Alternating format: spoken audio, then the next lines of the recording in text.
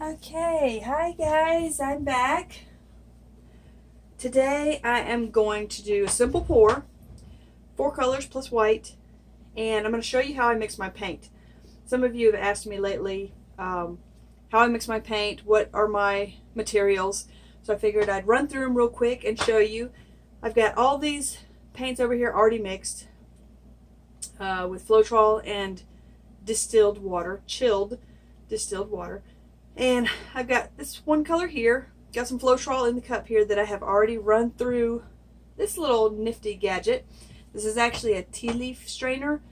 This is only half of it. It has the other half, so it creates a ball. Put your little tea leaves in there, close it up, and steep it in your water. But it works great for straining your floetrol and your paint. Sometimes if you get lumps in your paints, strain them through this thing as well. And it'll get the lumps out instead of trying to pick out lumps out of your painting. But with this little thing, I mean, this is great. It's better than the bigger ones that you can find with the long handles on them because it has a much finer mesh to it, so it strains out more of the lumps. And when you're cleaning this little thing, I used to just rinse it out under some hot water and set it off to the side. But then I discovered that the floetrol doesn't completely rinse out. It kind of sticks to the mesh a little bit, and so after a few times of using it, you go to use it and your floetrol won't flow through it real well because it's kind of caked on there. So just take a little toothbrush and some dishwashing liquid and just give it a good scrub under some warm soapy water, and that'll take care of it. Yeah, this is a great little tool. I always strain my floetrol. I have the floetrol from Flood.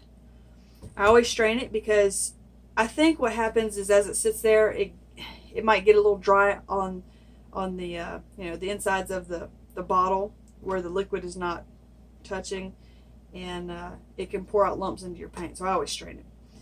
I don't strain my paint very often. Sometimes the white seems to be lumpier than the rest of my paint. I don't know. But anyway, little tea strainer. It's a couple bucks at Walmart. Invest in one of those. They're awesome. A little tip.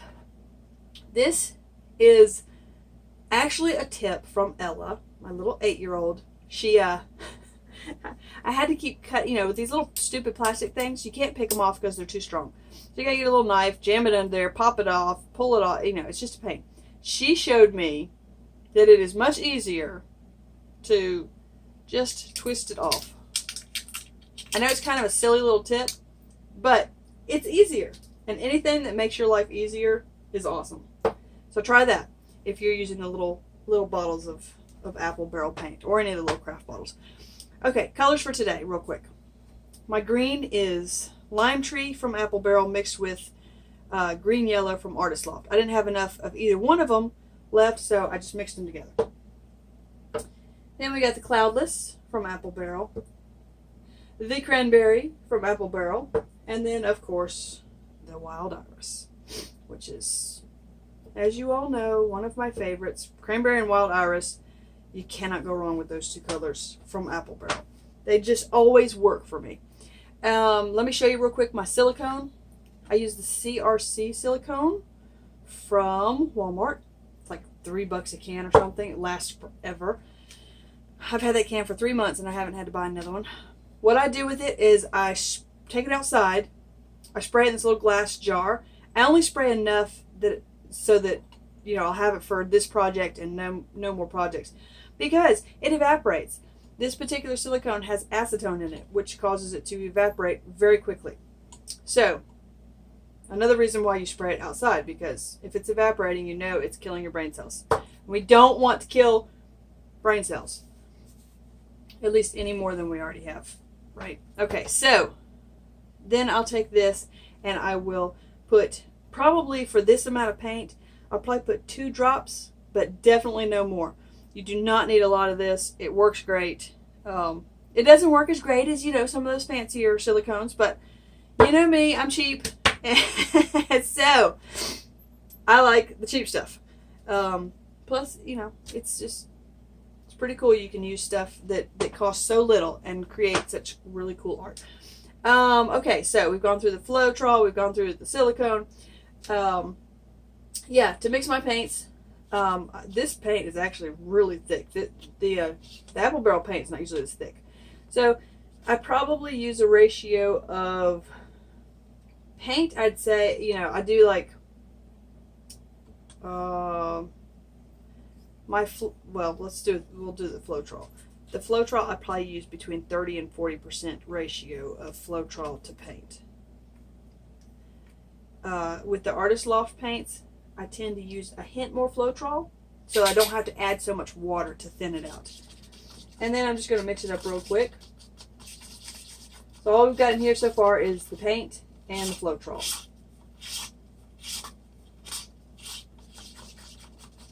I usually don't whip it up this quickly because you whip a lot of air bubbles in there. I mean, you can see, I don't know if you can see the air bubbles in there, but you don't really want to whip it like you're whipping eggs because you just put more air bubbles into it.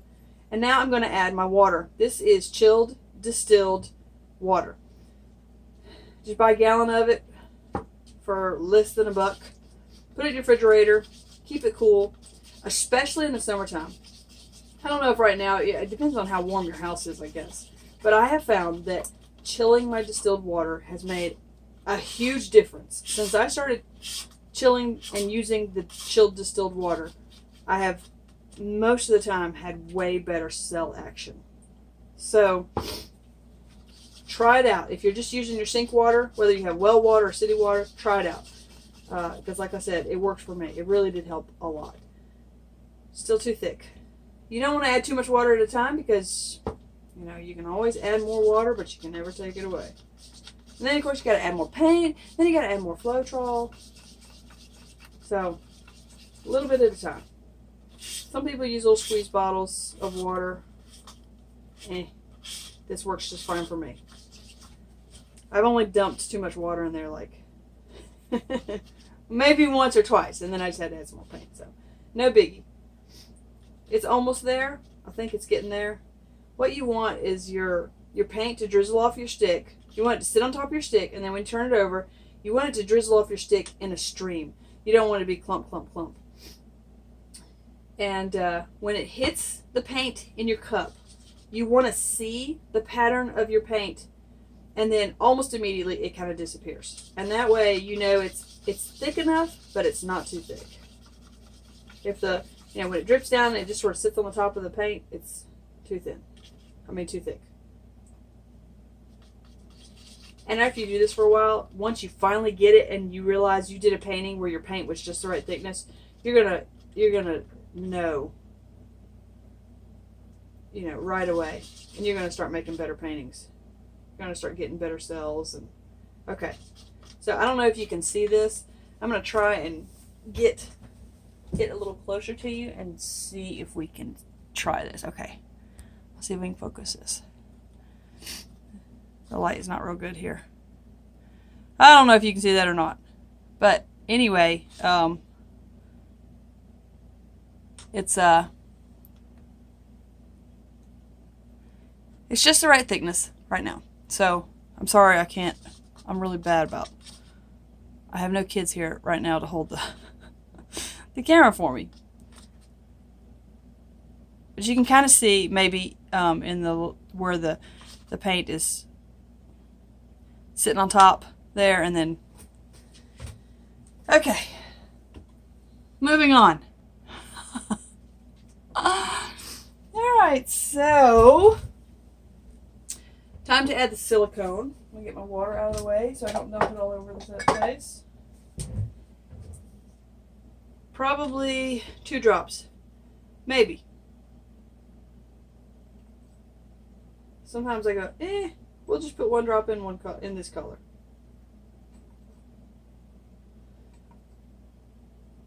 All right, we did like 4 drops in the white, but that was kind of on accident. Mix these all in here real quick. The more you stir it in, the tinier your cells will be, supposedly. I get the idea behind that, but you got to mix it in well enough so that it doesn't rise to the top immediately. Otherwise, it's not going to do you a lot of good. Okay, so let's get a pour cup right quick. I'm going to do a simple basic flip cup. Now, I have push pins, obviously, in there to keep it off the ground. And I put some tape and a little piece of cardboard over it because, man, I don't mind paint being on the back of my canvas, but I am so flipping messy. I mean, look at this. It just looks, that's the back of one of my canvases. It looks terrible.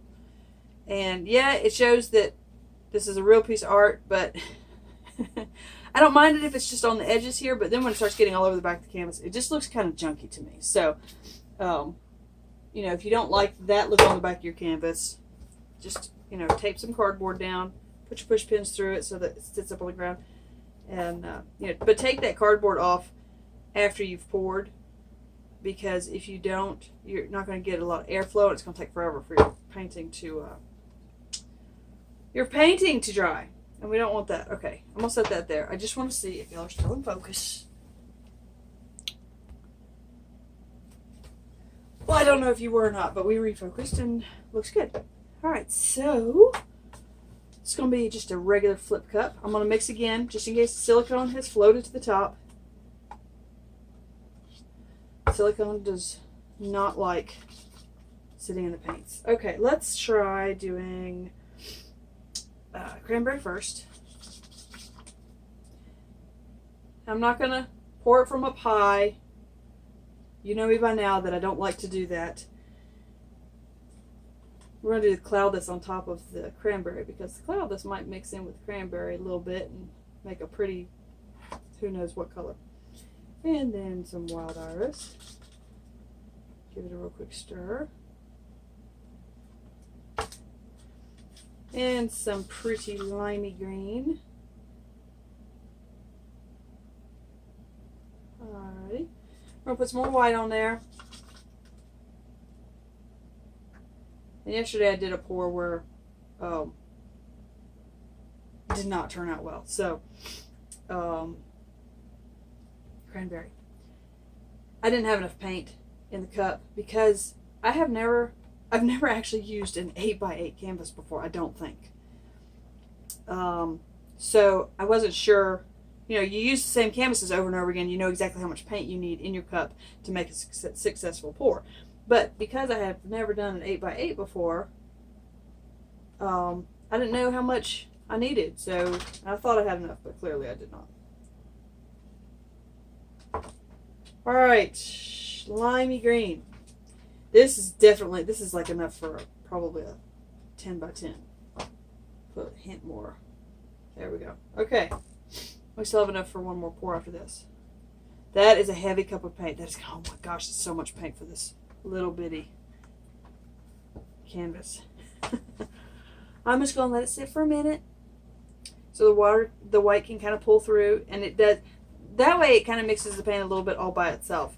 On occasion I have poured it from up high where it looked cool, but more often than not it just kind of mixes my paints too much. And it's probably partly because I am using, maybe it has something to do with, maybe it's a slightly less pigmented paint because it's, one of the craft paints. I don't know. But I do love to use the apple barrel paint, especially the cranberry and the wild iris. Y'all know I love to use those. They always just turn out pretty. Ooh, that's a lot more pink than I thought it was going to be. Alright, let's just set that over there. That's a lot of paint. Whoa, whoa, whoa, whoa, whoa, whoa. Clearly it is not. It's all pouring off that way, so. That's kind of a pretty bend through there. This is not at all what I don't know. I didn't have anything expected in my head, but it's not exactly what I had in mind. This is pretty through there. I don't want all that lime green to flow off, and I think that's what it's doing. So I'm going to have to hold it like this for just a second. We'll give it a good torch. Oh, look at that one that just popped up right there. I finally got my torch started. And I turned it off. Okay. Try that again. I'm sorry if I... Ooh, popping lots of bubbles.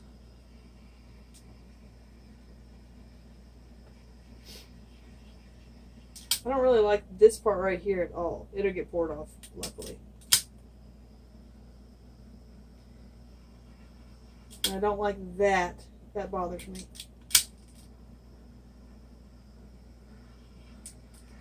Wow, you saw all that just pop right up. I think that was air bubbles, and now the heat is helping the silicone come up.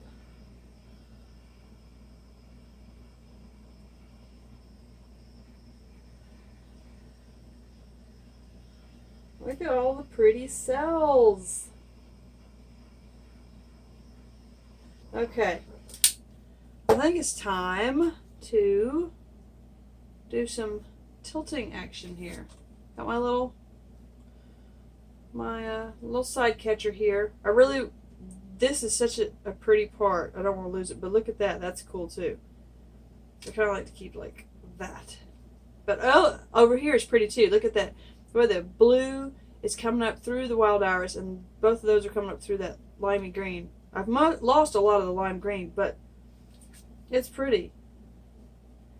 I don't even know where to go with this. I'm a little... This side, it's fine if I lose it, so we'll pour that off last. We're just going to tilt it just slightly. There's a lot of paint on here. I can see it.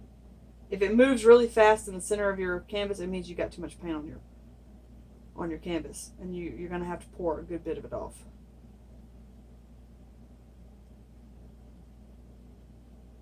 But as pretty as this is, I'm not going to mind pouring some of the opposite side off. There we go. Now we're going to bring back the cool, the pretty stuff. There we go.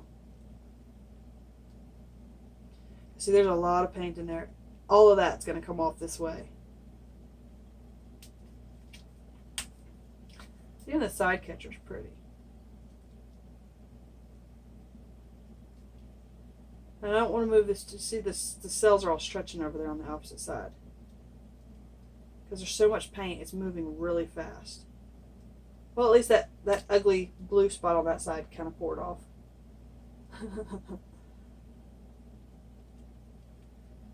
Alright.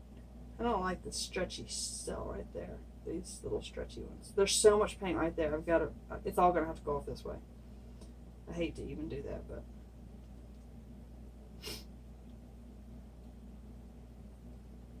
There we go. Okay.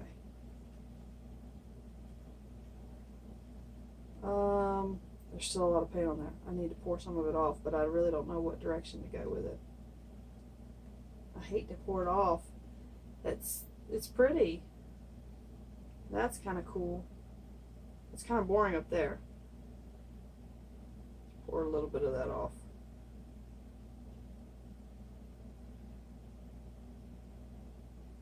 Okay, that's good. No more, no more, no more. Just bring it back a little bit.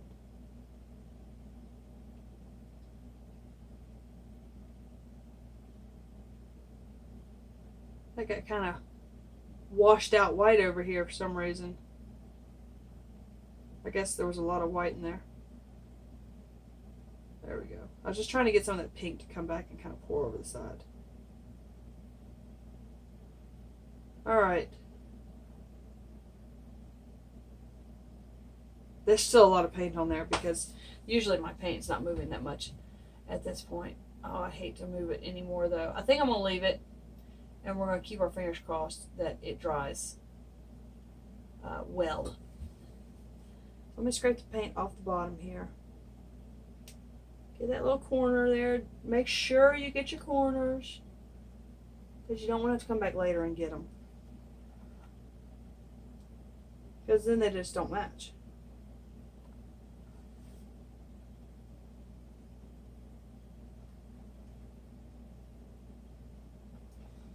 Alright, that's it for that one. Now, because I'm pretty sure that I did not level this and the paint was pouring off that way, it's very possible that some of this is going to migrate that way and drip down off the side. So always make sure you level your canvas. And I always do. I don't know why I forgot this time. Always make sure you level your canvas before you get started, so that, you know, you paint this beautiful painting, you think that it looks awesome, you walk away from it, 2 hours later you come back and half of it is poured off on one side. I've had that happen. It's a bit sad. Because typically it only happens to like your most awesome paintings. See, that bothers me right there. I feel like I need to kind of right off that way.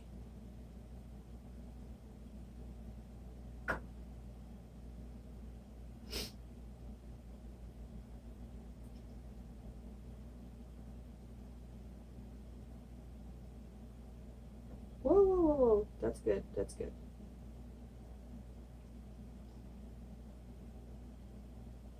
Okay, that's kind of better. I don't know. Maybe that's worse. I'm going to leave it alone. Stop touching it. These veins, I'll bring you down, but they're super cool. I'm hoping they're not going to get squeezed out. Because sometimes when I have these beautiful veins, they'll get kind of squeezed out and they'll be barely noticeable.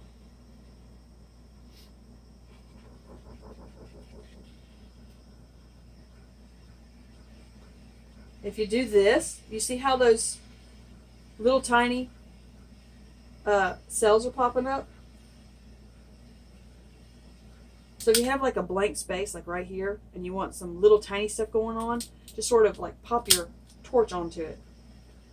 Not long enough to burn the paint, just long enough to get some excitement going on. This painting is getting busier and busier.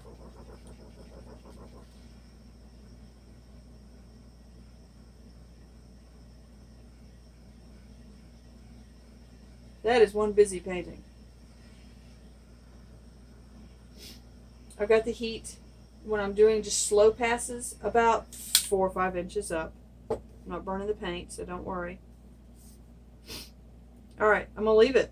I'm going to get y'all down so you can see how pretty some parts of it are. Alright, there are some super pretty limey green veins. I love those. They're so pretty. And then you've got some more veins that are bigger. They're white and lime green. Those are pretty. I hope I'm not going too fast. Got some big fat cells, a lot of stuff going on inside the cells. And that's what I'm talking about right there, is when you kind of throw your torch at the painting, it makes these really tiny little cells pop up. Some of it's from the air bubbles and some of it's not. There's some more up there.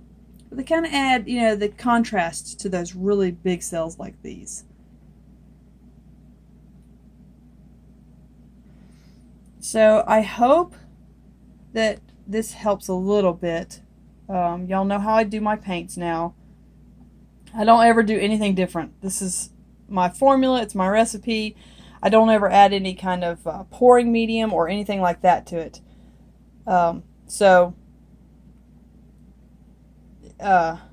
You know, try this out. If you're not having good luck, I wish you very good luck.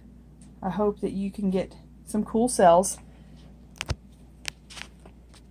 And I got a lot of new subscribers, so I'm super, super happy about that. I'm like close to 500, so I got to figure out what kind of special painting I'm gonna do for like when I reach 500 subscribers. It's got to be something awesome that nobody's done. So I don't know. It's gonna take some thinking. So thank you to all my new subscribers. I'm so happy to have you all join me. And I hope that this little tutorial video helps you out. If you have any questions, definitely leave them in the comments for me. I'll be glad to help you in any way I can. Yeah, wherever you are on the planet, have an awesome afternoon, evening, night, day, whatever. See you later. Bye.